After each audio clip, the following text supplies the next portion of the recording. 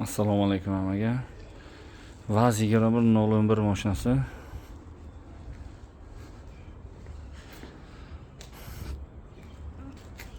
Turbina qilib chala proyekt terayotgan edik.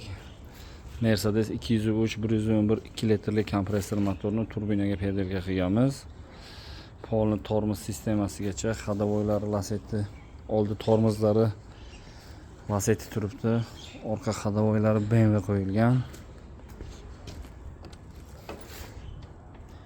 Mashinamiz